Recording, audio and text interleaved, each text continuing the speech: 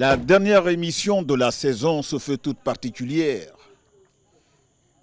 Vous n'êtes pas sans connaître qu'une radio n'existe que parce qu'elle a une audience, parce qu'elle a des auditeurs assidus. Je peux le dire aussi pour une chaîne de télévision, elle n'existe que parce qu'elle a des téléspectateurs. Ça fait 3 ans que nous avons décidé de nous faire une petite place dans chaque foyer en Côte d'Ivoire. Notre émission n'est autre que Il y a problème. C'est un magazine. Sa vocation, c'est de mettre à l'appréciation des uns et des autres les problèmes auxquels font face les différentes populations et ensuite faire un plateau, faire le tour de table et se parler sans faux fuyant. Aujourd'hui, dans notre ligne de conduite de reconnaissance, nous avons décidé de rendre visite donc à des familles qui ont fait de cette émission un choix prioritaire dans leur programmation des émissions les plus suivies dans le monde de l'audiovisuel en Côte d'Ivoire. Chers tous, bonsoir. Je suis donc ici à Abobo, au kilomètre 18. Et je suis venu rendre visite à la famille Ndri, échanger avec elle, savoir qu'est-ce qui les retient tant dans cette émission. Comme le disent les Anglais, wait and see et suivez-moi.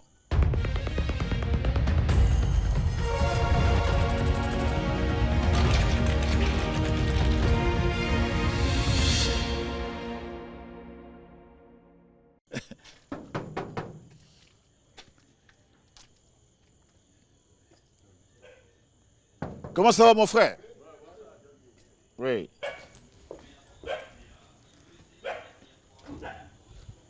Bonjour. Bonjour. Est-ce que je suis de la famille Ndri? Oui, vous êtes de la famille Ndri. Et ça, c'est le chef de famille. Oui, c'est monsieur Ndri. John J. Vous êtes tout heureux de me voir. Non, je suis tout heureux de vous voir. Quand je pense un peu à Gikpa, tout ça. Il dit quand il passe à Gikpa. Gikpa. Donc vous voyez bien qu'aujourd'hui, il n'y a vraiment pas de problème. C'est la convivialité, la famille. Oui, Ouais. comment ça va? Voilà. Oui. Bien habillé là, monsieur Oui, Ndri. oui. Alors, on rentre? Oui. Oh là là là là là là là là. C'est coquette chez vous, hein? Ah, vraiment, merci beaucoup.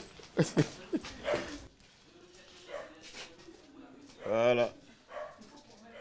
Et ça, c'est la maisonnée. Hein? Oui, c'est la maisonnée. Bonsoir, bonsoir, comment ça va? Toi, John. Ouais. Je vous ai dit qu'aujourd'hui, ça va être la chaleur, ça va être quelque chose de spécial, de particulier. Je vous salue. Bonsoir, John. Comment ça va? Voilà. Comment ça va? Oh, ça, c'est les futurs présidents, les futurs ministres. Ça va, ma fille? Mais tu m'as l'air très calme, là. Bébé, tu vas bien? Oh, c'est toi, tu vas être Miss, hein? Je vais dire à Yapobi, on va t'inscrire, hein? Voilà, ça va bien, les enfants. OK. Alors, je me mets où? Là, OK, d'accord. Merci. Ah, là, on peut baisser un peu? Oui. Ah, je vois encore. Non, mais c'est vraiment... Ça dit que il y a problème, c'est devenu votre nourriture préférée. Ouais, oui, Hein? en tout cas, je regarde très souvent, il y a problème.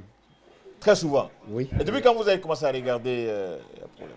Bon, il faut dire que, bon, en fait, il y a une panoplie de chaînes, donc chaque fois, Vous zappez, quoi. je zappe, et puis C'est dans un zapping que vous êtes je suis tombé dessus, et puis j'ai vu que vraiment c'était une très bonne émission. OK. Alors, généralement, on traite des sujets, donc il y a un sujet qui vous a particulièrement marqué. Bon, effectivement, il y a... Lequel? Bon, je dirais il y a 2 sujets qui m'ont vraiment marqué. Hein? Il y a eu un sujet où, je crois que c'était à Bobo Kourouecha, Ouais. où il y a un vieux, ils sont allés loger un vieux dans un hôtel. Oui. Bon, vraiment, ça m'a marqué. Parce que ce jour-là, bon, j'ai vu quelqu'un qui avait la caméra qui se déplaçait. Moi, j'ai dit, ah, qu'est-ce qui se passe? Et puis là, ils ont dit que les gens étaient logés à côté d'un gros trou. Oui, Et si. maintenant, il y a aussi une émission sur le vol des enfants. Oui. Ça aussi, ça m'a marqué. Il faut dire que c'est ces 2 émissions qui m'ont vraiment marqué. Il y a même des téléspectateurs qui nous ont appelés, parce que depuis un moment, c'est devenu récurrent, les enfants disparaissent dans ces temps-là. Donc, ils nous ont même demandé de pouvoir remettre ça pour qu'on puisse... bon, on est en train de voir avec la direction si on peut remettre le sujet. Alors, il faut me présenter un peu les membres de ta famille. C'est qui? Ok, bon. Ça, c'est Madame Dri.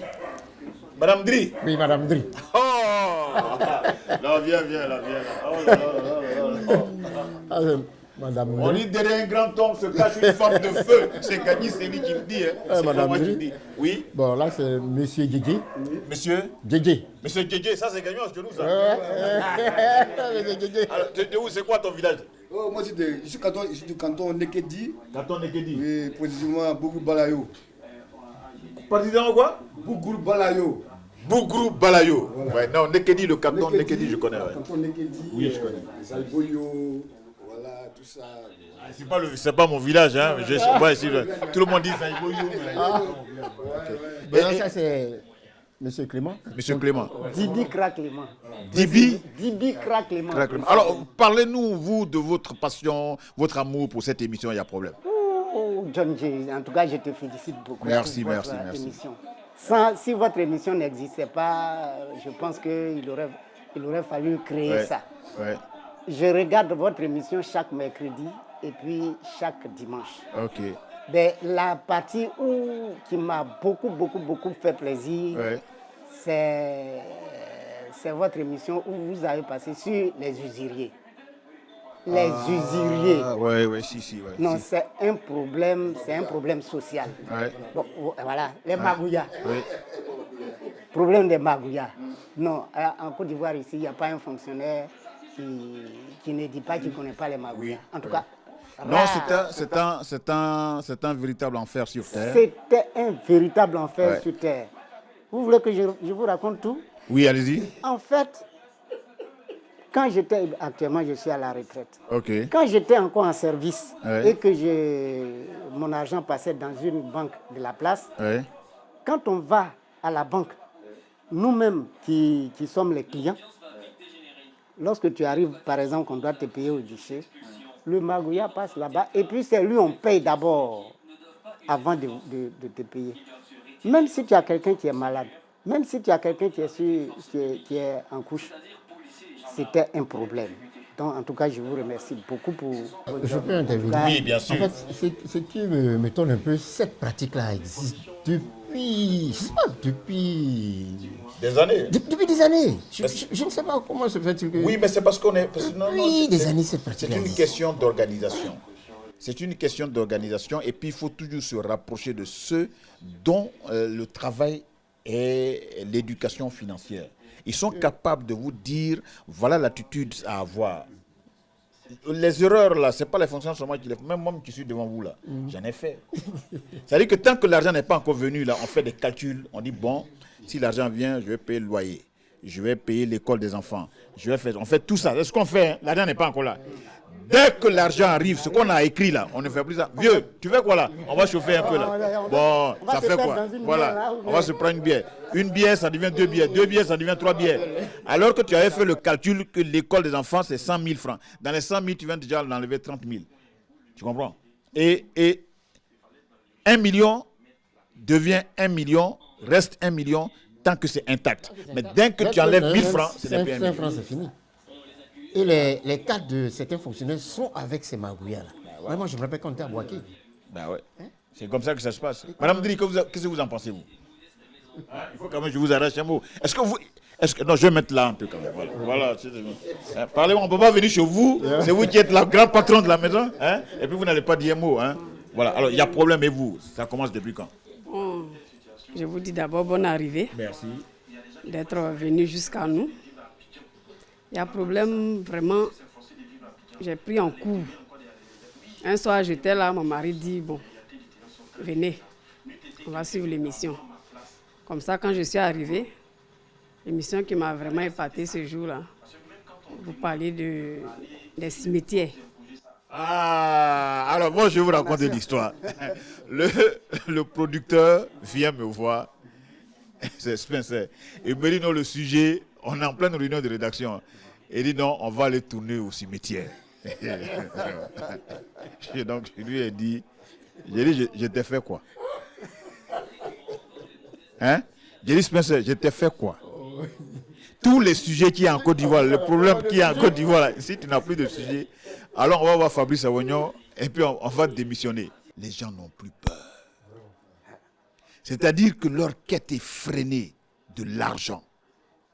Ils n'ont même plus peur de la mort. Le cadavre ne leur dit plus rien. Le monsieur nous a menés. On a fait une visite guidée d'un cimetière où des corps étaient là il y a 2 jours. Ils disent qu'on a déplacé ces corps-là pour mettre d'autres corps. Il y a des images on s'est gardé de présenter pour ne pas choquer les gens. Mais en tout cas, c'est une émission qui a vraiment retenu l'attention de beaucoup d'Ivoiriens. Ouais. On continue donc notre petite tournée, nos visites chez nos téléspectateurs parce que nous sommes donc au bilan de cette émission. Pour avoir leur avis, échanger avec eux sur des sujets, l'honneur nous est venu. Aujourd'hui, c'est un immense bonheur de nous retrouver au domicile à Bléqué. Bonsoir, monsieur. Bonsoir, monsieur. Merci de nous recevoir. Vous êtes donc avec madame. Alors, première question. Ça fait combien de temps vous suivez cette émission, il y a problème? Ça fait 2 ans. 2 ans. Oui, 2 ans qu'on suit l'émission, il y a problème. Qu'est-ce qui vous plaît dans cette émission? Franchement, l'émission, il y a problème et nous dit tout. Quand il dit ça dit tout, c'est-à-dire que tout ce qui est problème qu'on vit au quotidien, à tout moment, à chaque fois, même quand tu ne sors pas, ceux même qui sont dehors même vivent ces problèmes-là. Donc d'abord, ça nous prévient, ça nous met en garde de certaines situations. Oui, effectivement. Effectivement. Voilà. Alors, si on vous demandait d'intégrer l'équipe de Y a problème pour les prochaines saisons, vous auriez souhaité aborder quel sujet? Oui. Franchement, le sujet que je vais aborder, c'est sur... Oui, mais c'est pas facile. Hein? Oui. Hein? Quand vous nous voyez à la télé, oh, il dit quoi, il ne vaut rien. Là, on est là. Hein? Ouais. Hein, vous êtes au pied du mur, là, comme le vrai maçon. Effectivement, voilà. Le sujet que je vais aborder, sur les faux papiers surtout. Ah, ça c'est important. Les faux papiers. Les faux papiers surtout. C'est-à-dire que aujourd'hui là, tu as besoin d'un papier. Administratif. Administratif, oui, effectivement. Ouais. Et on te fait un truc rapidement là, qui n'est ni enregistré quelque part. Et plus tard, tu as des problèmes. Voilà. Faux papiers, des gens qui s'érigent donc comme s'ils étaient des employés de l'administration, capables de vous donner ces documents. Il faut pouvoir interpeller les uns les autres parce que généralement, nous les Ivoiriens, nous aimons beaucoup les raccourcis. Je pense que c'est ce qui donne l'opportunité à ces personnes-là de pouvoir faire ces documents. Vous permettez que j'arrache un petit mot à madame? Oui. Madame, est-ce qu'il vous arrive de suivre cette émission? Toujours, je ne manque pas. Ah bon? Qu'est-ce qui vous plaît dans cette émission? On va dire, cette émission est sans filtre. Sans filtre. Et puis, c'est un réel plaisir pour moi de suivre en tout cas. Alors, quel est le sujet qui a retenu votre attention depuis qu'on fait cette émission? C'était sur l'enlèvement des bébés dans les maternités. Parce que je me souviens très bien qu'à cette période-là, j'étais enceinte. Et franchement, ça m'a vraiment traumatisée. À la naissance de ma fille, je ne l'avais pas bien vue puisque c'était par césarienne.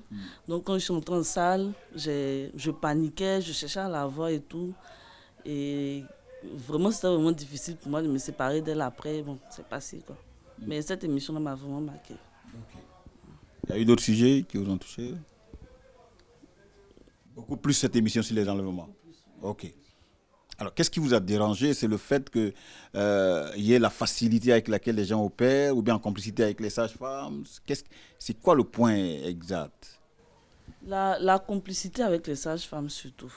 Parce que quand tu vas donner naissance à un bébé, c'était comme si tu remets ta vie dans les mains du médecin, des sages-femmes et tout. Et si après, cette même sage-femme-là va, peut-être prendre ton bébé, le remettre à quelqu'un d'autre, mais vendre ton bébé, c'est quand même difficile. C'est-à-dire, on ne peut pas comprendre le fait que tu finis de donner naissance et tu ne peux pas te reposer. Tu es obligé de rester éveillé. Veiller sur ton enfant, c'est vraiment difficile. C'est compliqué. Alors la question que je pose, c'est à tous les deux. Hein. Généralement, sous nos tropiques, ce type d'émission ne fait pas long feu parce que on a un peu peur de toucher certains sujets. Nous sommes on part vers la 4e saison. Alors, est-ce que c'est la télé live qui est vraiment sans filtre qu'on doit féliciter, ou on doit tenir compte du contexte dans lequel nous sommes, où l'État de Côte d'Ivoire permet qu'on libère la parole? Déjà, bon, on doit déjà féliciter la télé pour quand même ces bonnes idées-là. Voilà. Et puis, encourager surtout. Parce que de nos jours, c'est vraiment pas facile d'aborder, de dévoiler certains sujets comme ça. Et à partir du moment où c'est fait, c'est quand même à féliciter. Puis on encourage vraiment la télé, l'FTV à continuer davantage, parce que à un moment, c'était pas, j'aurais dit dans peut-être 3-4 ans en arrière, ça allait être difficile pour cette émission-là de s'imposer, de dire certaines vérités. Mais maintenant, c'est fait, c'est fluide. En tout cas, c'est bien, c'est à féliciter. Vous n'avez pas tort, parce que souvent, on évoque des sujets, mais la difficulté à laquelle nous faisons face, c'est qu'il n'y a pas beaucoup de gens qui acceptent la contradiction. Et nous, dans le cours de cette émission, on a décidé cette année de remettre un tableau d'honneur, de reconnaissance donc, au ministère de la Construction, qui, chaque fois qu'on évoque un sujet, et on les a sollicités, ils ont toujours répondu présent. Ce qui n'est pas le cas chez d'autres. Quand on évoque là, ils ont l'impression que c'est un tribunal populaire auquel on les convie, on les prépare donc à la vindicte populaire. Donc, or, quand il n'y a pas de débat, on a du mal à comprendre pourquoi il y a eu telle situation, telle situation. C'est ça. Et beaucoup préfèrent rester dans l'anonymat et passer donc à des menaces, ce qui n'est pas le cas. On a eu beaucoup de soucis avec l'histoire de l'enlèvement des bébés. Mais je veux dire que tant qu'on bénéficie de votre confiance, parce que c'est pour vous que nous travaillons. Donc on vous dit merci au nom de la direction. Et nous allons continuer davantage pour vous apporter encore de l'information et puis bouger. Alors nous, on a fait un point d'honneur sur le ministère de la Construction, parce qu'ils nous ont toujours envoyé des personnes de ressources. Que ce soit dans les procédures, ou même qu'on est à 24 heures, 72 heures de l'émission, qu'on les sollicite par téléphone, ils répondent présents. Et donc, quand on leur a demandé, ils nous ont dit, si nous sommes convaincus que nous n'avons rien à nous reprocher, on vient. Alors, hormis le ministère, on a quand même reçu quelques invités aussi de certaines structures, mais quand ceux sur qui se porte le doigt accusateur, quand ils viennent sur les plateaux, est-ce que, quand vous les écoutez, quand vous finissez de suivre le reportage, les questions qui leur sont posées, est-ce qu'ils vous ont convaincu? À moi, mon avis, vous restez sur votre fin? Oui, pas vraiment, hein, parce que c'est vrai que ils donnent des arguments pour nous convaincre, pour nous dire que aujourd'hui, peut-être ils vont mieux faire leur travail. Mais bon, on attend de voir, puisque s'il y a problème, et aller et sortir des films, sortir le sujet, c'est qu'il y a vraiment problème en fait. Voilà, c'est qu'il y a vraiment problème. Et quand il vient répondre, bon... Il faut qu'ils arrivent à vous convaincre. Voilà, c'est vrai qu'ils défendent aussi le sujet, mais son sujet, il défend, mais en tout cas, il y a problème. On a un téléspectateur, je voulais juste savoir votre avis, qui nous a dit, alors chaque fois qu'on dénonce, qu'on met à l'appréciation du public un problème, et qu'on appelle ceux qu'on accuse de venir se défendre, quand ils viennent, quand on finit de débattre, qu'ils prennent l'engagement de pouvoir faire face donc à toutes les préoccupations qui ont été posées, est-ce que nous, dans l'équipe de production, on prend la peine de repartir là-bas pour voir, après notre passage, qu'est-ce qui a changé, ainsi de suite? Comment trouvez-vous l'idée? Est-ce que vous pensez qu'on peut l'intégrer dans la production? Histoire de faire un service après-vente pour voir, on a critiqué, oui, les téléspectateurs ont vu. Moi, je pense que c'est une très bonne idée. Hein. Oui, une très bonne idée. Et après le sujet, répartir encore, et voir si les choses vont évoluer. Voilà, et c'est une très bonne idée. Parce que il y a problème d'abord. Ça nous permet de connaître réellement ce qui se passe. Et puis, bon, là, je pense que ceux qui sont concernés vont se mettre en cause, vont réparer leur tort. Si jamais ils ont tort, on les va réparer. Et là, si l'équipe encore répare encore sur le lieu pour savoir s'il y a une évolution, je pense que c'est bon. Voilà, ça va marcher, ça va nous arranger, ça va nous permettre aussi de comprendre encore mieux. Nous qui regardons ça, il y a un problème parce que c'est notre émission et en tout cas on suit beaucoup ça. On va intégrer une boîte à idées, comme ça vous allez faire vos critiques, vos suggestions, pas par téléphone, mais ça va être une sorte d'interaction entre vous et nous. Sur un sujet bien donné, vous répondez, vous dites non, cette fois-ci le présentateur n'a pas été à la hauteur, il aurait dû poser telle question, ou parfois même, quand on a un sujet, on va vous demander votre avis, s'il y en a qui ont déjà vécu ce type de situation, parce que nul n'a la science s'infuse. Aujourd'hui, nous nous rendons compte que cette émission est notre dénominateur commun, et ça fait que nous créons un véritable lien entre l'AFTV et vous. Vous faites partie aujourd'hui maintenant de notre famille, donc je pense que c'est ensemble que nous serons forts pour évoquer les sujets et chaque fois réfléchir comment on essaie de trouver quelques pistes de solutions. Je voudrais donc vous dire merci d'avoir joué le jeu, de nous avoir reçus chez vous et de partager avec vous donc ces moments que nous créons et pour lesquels nous mettons un point d'honneur à répondre à votre attente. Parce que sans vous, il n'y a pas la FTV. Et c'est grâce à vous que nous maintenons donc notre ADN qui est donc la télé sans filtre. Chut, je suis chez les gnagnes, on se calme.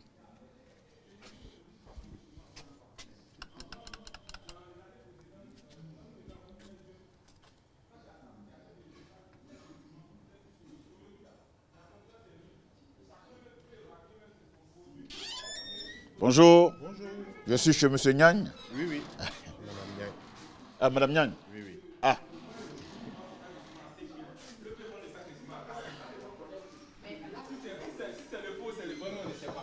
Bonjour, Madame Nyagne, s'il vous plaît. Comment allez-vous? Ça va très bien. Ça va? Bonne arrivée. Merci. Oui. Merci. Ah, je me souviens de cette émission. Ah ben voilà. Ouais. On est en pleine discussion. Vous parlez de quoi? On parle des constructions. On peut diminuer un peu? Bien sûr. Ouais. On est en pleine discussion, on est en train de parler de d'où vient la faute en fait, parce que quelqu'un ne se lève pas comme ça pour construire. Il faut bien qu'il ait un permis de construire et que ce soit autorisé par le ministère de la Construction.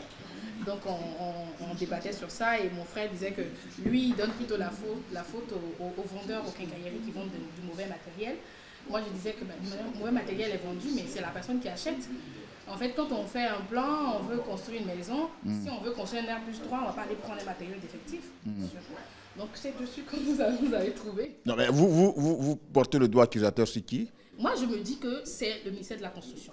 Parce que si avant de donner une autorisation de construire, on vient vérifier.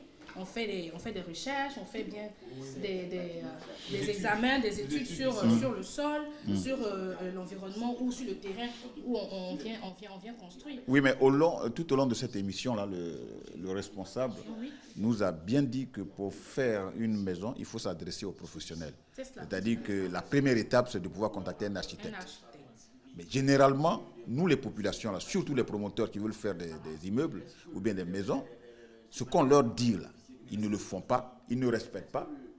Ils font toujours des petits arrangements, ils en vont chercher quelqu'un qui n'est même pas du métier. Et puis bon, on a aussi une part de responsabilité. Oui, bien sûr. Mais en fait, je veux dire, si d'abord on n'a pas l'autorisation, le propriétaire ou le constructeur ne va pas aller chercher des subterfuges pour venir construire. Il faut qu'on lui donne l'autorisation d'abord. Déjà, si l'autorisation n'est pas donnée, il ne va pas aller acheter son matériel et pas venir construire. Ça part de là. Moi, je pense que c'est la base. Ça, c'est moi, mon point de vue. Maintenant, bon, on a des avis divergents, on est en train de discuter là-dessus et puis bon, vous êtes arrivés. Donc, vous allez nous départager, j'espère.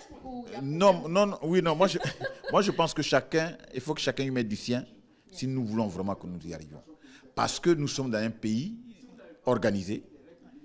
Quiconque veut se lancer dans une opération immobilière doit en principe s'adresser à la tutelle qui est donc le ministère de la Construction, du Logement et de l'Urbanisme. Il y a problème depuis le début. depuis la première saison, le premier épisode. Je suis une passionnée, j'aime beaucoup. J'ai même créé autour de ça les after-work, il y a problème. Avec des voisins, des amis, on le fait chaque dimanche.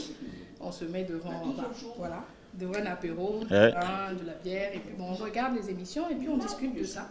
On aime bien, en tout cas moi j'aime bien particulièrement, et du fait que j'aime bien, j'ai aussi emballé toute ma famille, tous mes frères, tous mes amis à ça, et ça nous permet de pouvoir se retrouver le dimanche, déstresser. Quelle est l'émission qui vous a le plus marqué? L'émission qui m'a le plus marqué, c'est l'émission sur les pasteurs. Sur les églises réveillées, on va dire ça, parce que ça m'a touché particulièrement, parce que ça venait, on a regardé l'émission juste après le décès d'une de mes petites sœurs, qui est décédée justement en écoutant un pasteur qui lui défendait d'aller se soigner, et elle avait caché sa maladie, et on a su ça après, quand c'était déjà trop tard. Et donc ça s'est passé, l'émission est passée une semaine après le décès de ma petite sœur, et franchement particulièrement cet épisode-là m'a beaucoup marqué.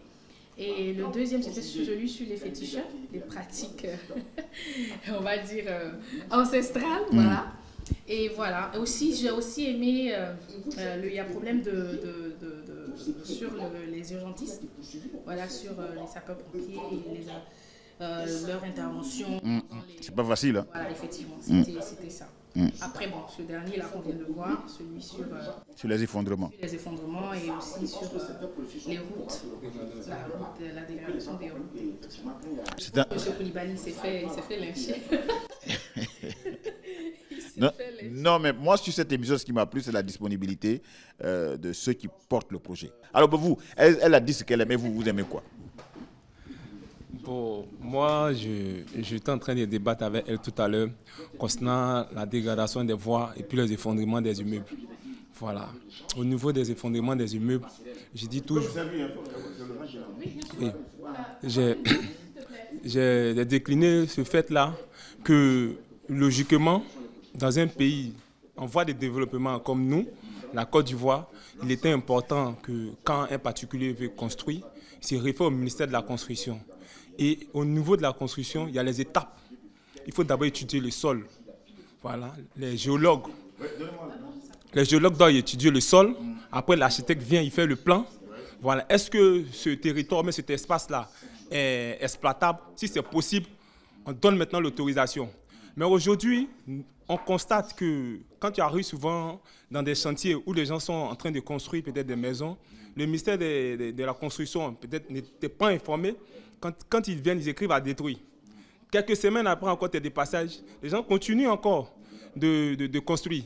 Il y a une situation qui a prévalu, ça fait 2 ans de cela à Nono, derrière chez Rifat, là, il y a un immeuble qui s'est effondré. Et il y a eu plusieurs morts. Et le processus de déguerpissement que le district a entamé cette année, je pense que c'est vrai, ça affecte beaucoup de populations, mais aussi c'est important. C'est important parce que... Je sens que vous en avez gros sur le cœur. je sens... Voilà. Alors, vous attendez... Quels sont les sujets que vous souhaiteriez dont on parle pour la prochaine saison? La prochaine saison, je pense qu'on en discutait tout à l'heure. On parlait de sa situation. Elle, par exemple, elle est agent d'hygiène contractuelle. Et elle voudrait qu'on se penche aussi sur la situation des contractuels actuellement. Il y a eu récemment des grèves dans les différents hôpitaux. Il y a des structures qui sous-traitent avec l'État, qui sont mal payées. Il y a plein de problèmes. Ouais, dites un petit mot là-dessus. Bien sûr. Là, ça la touche directement. Ouais. Bon, au fait, j'aimerais que vous parliez des contractuels qui sous-traitent avec l'État. Voilà. Comme je ne vais pas citer d'entreprise, le nom d'entreprise, mais seulement que nous sommes vraiment mal payés. Nous sommes maltraités. Et nous n'avons pas d'assurance maladie et autres. Ils disent qu'ils nous ont déclaré à la CNPS, mais bon, certains disent qu'on n'a pas vérifié véritablement pour savoir si c'est vrai ou c'est faux. Voilà. Et nous pouvons taper 2, 3, 4, voire même 1 an avant d'être payés. Franchement, j'aimerais que Live TV puisse parler de ça. Merci. Sachez que nous avons pris acte et nous allons en faire un sujet pour la prochaine saison. Et comme je l'ai dit, de façon spéciale, un service après-vente sera fait. Nous allons demander à tous ceux qui sont impliqués pour que vous puissiez bénéficier donc de cette CMU dont vous parliez tantôt. Voilà. Non, mais oui, c'est notre rôle. Alors, je voudrais juste rappeler le contexte dans lequel nous tournons. Chez Madame Niagne, tous les dimanches, il y a un after-work. Et l'appellation de cet after-work, c'est « il y a problème ». Il débat de tous les sujets, chacun dans son point de vue. Et quand on parle d'after-work, là, c'est tout ça que vous voyez là. N'allez pas dire oui, je suis venu ici pour boire le vin des gens. Non, non. Je voulais juste refermer cette parenthèse, qu'on soit clair. Voilà. Parce que je vois mes caméramans en train de s'agiter, que le vieux là, depuis on est arrivé. Voilà, non. Je suis tombé par hasard dessus. Alors, dites-moi, quel impact, à votre avis, cette émission a sur les populations? Alors, à être sincère, hein, parce que là, je vais parler, je prends un peu parti pris, parce que j'aime l'émission, parce que je la suis depuis le début. Mais je pense que ça a un gros impact, parce qu'en fait, vous dites tout haut, peut-être ce qu'on pense chez nous, et vous arrivez à être la voix, on va s'appeler les sans-voix, parce que ce sont des situations qu'on vit au quotidien, ce sont des problèmes qui minent vraiment notre société, et avec cette émission, on voit que vous touchez nos réalités. Vous en parlez, vous allez toucher. Avec les reportages, déjà, on voit la réalité.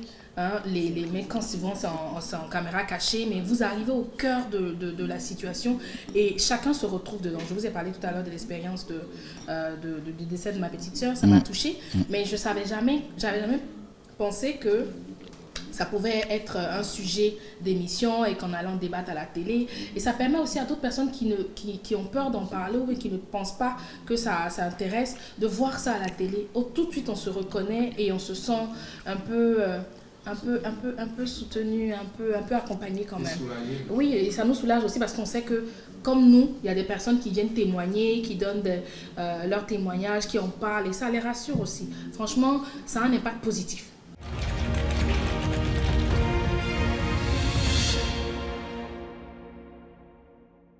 Chers tous, à la faveur donc de notre émission Bilan, nous avons l'immense plaisir de recevoir sur notre plateau Monsieur le ministre de la Construction, du Logement et de l'Urbanisme.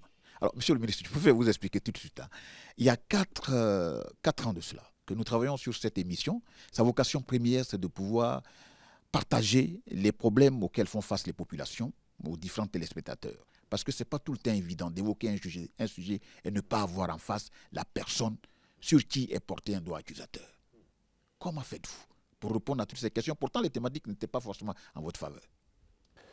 Merci déjà de nous donner l'occasion de nous exprimer sur votre chaîne. Mais pour nous, cela paraît évident. Nous sommes dans une démarche normale, classique de redevabilité vis-à-vis de nos populations.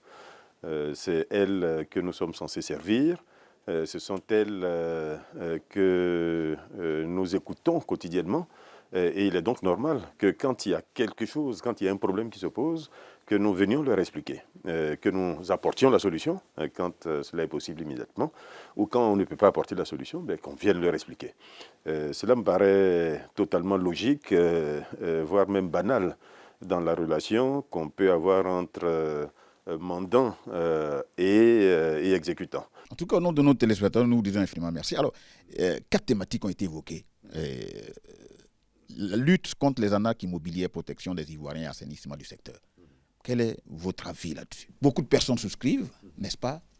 Et on se rend compte que c'était une arnaque. Quand on a reçu ce jour-là un de vos collaborateurs, il nous a dit la seule tutelle capable de vous donner les éléments de réponse, il faut s'adresser à elle. Il a bien répondu. Il a bien répondu et j'aurais donné la même réponse. Nous avons nous-mêmes un processus d'agrément des promoteurs. Donc, aucun promoteur en Côte d'Ivoire ne doit se livrer à cette activité-là s'il n'est pas agréé par le ministère en charge de la construction. Ça, c'est la première chose. La deuxième chose, aucun programme immobilier ne peut être exécuté tant qu'il n'a pas été agréé. Donc, vous voyez, c'est une double sécurité que nous avons prise pour permettre justement d'avoir un contrôle sur ce qui se fait et puis permettre à nos compatriotes d'aller vers des personnes qui sont connues de l'administration. Parce que dans l'agrément, par exemple, il y a une enquête de moralité, il y a un certain nombre d'informations que nous demandons sur le promoteur. Il y a quand même un minimum de gages qu'il doit donner au plan financier. Et c'est la même chose pour un agrément programme. nous devons nous assurer que le site sur lequel le programme va être réalisé est un site approuvé, que c'est un site constructible, que le programme en question correspond plus ou moins au cahier des charges. Voilà qui est clair. Construction anarchique et effondrement d'immeubles, ce sont des faits qui sont récurrents.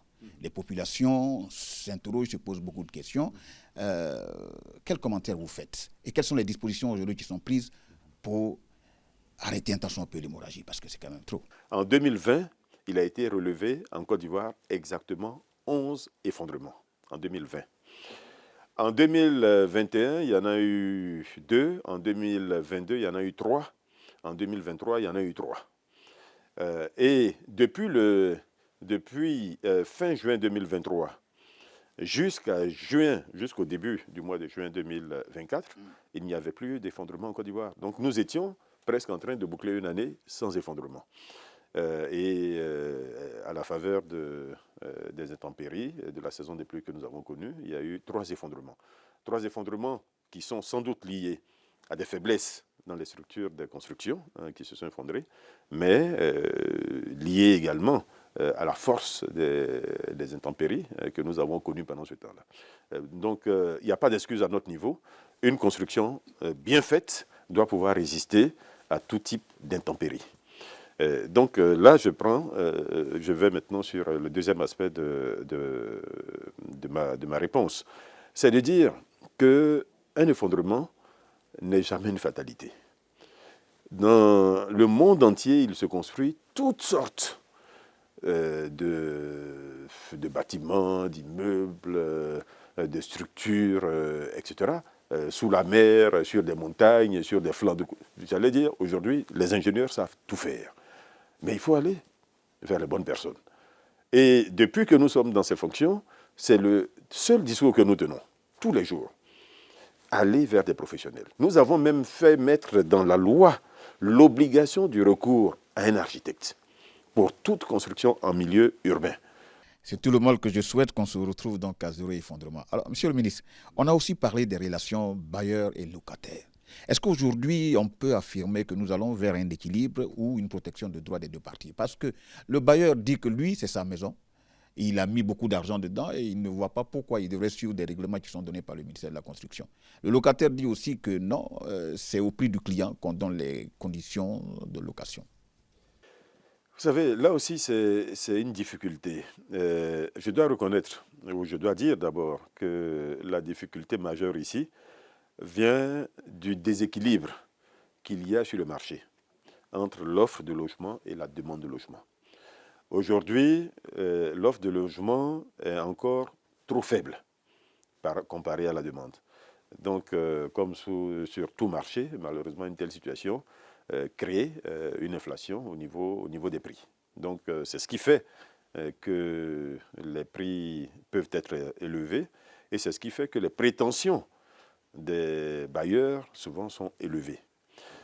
L'État, justement, a bien analysé la situation. Donc, nos collaborateurs en charge de cette question ont regardé tout ce qu'on pouvait faire et nous avons décidé de nous attaquer à ce qui était le plus critiqué.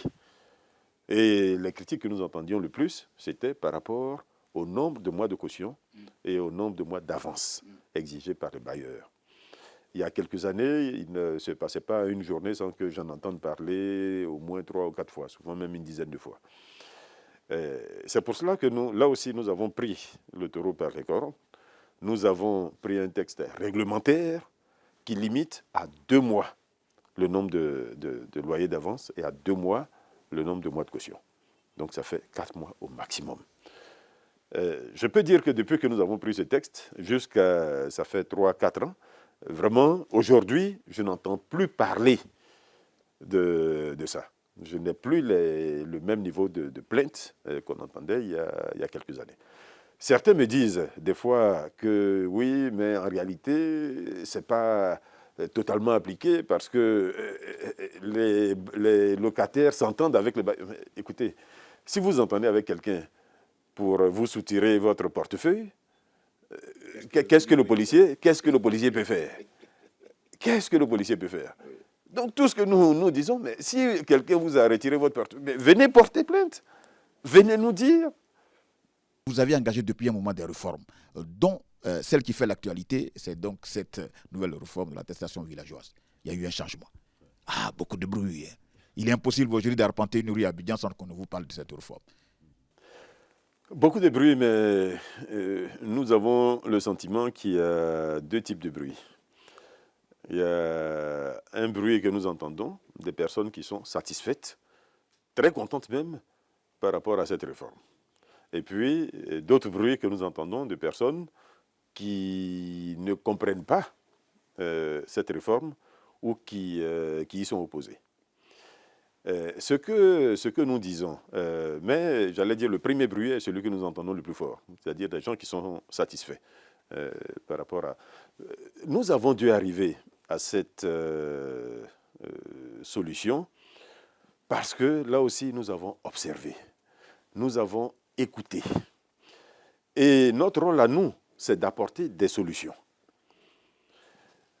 Nous avons des dizaines de milliers de cas de multiples attributions sur des parcelles.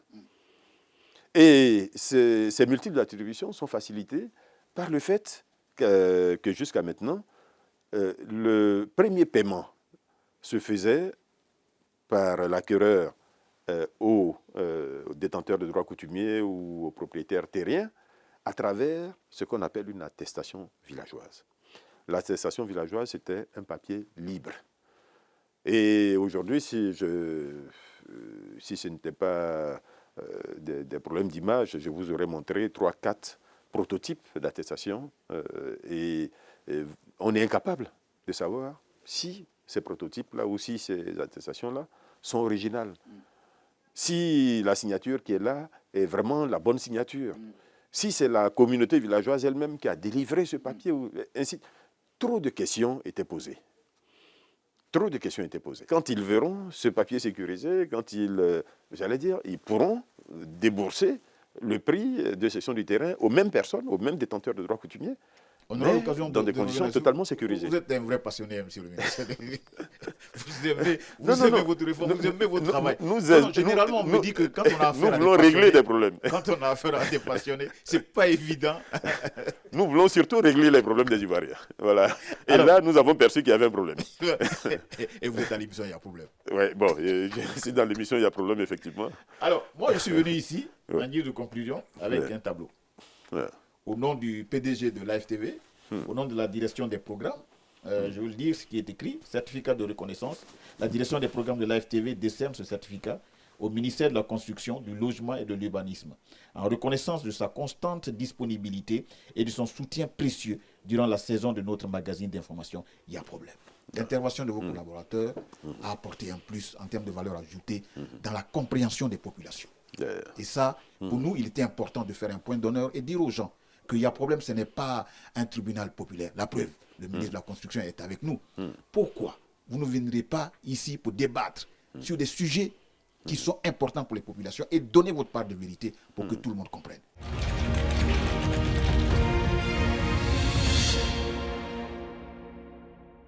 Je suis vraiment très heureux pour mes collaborateurs, très flatté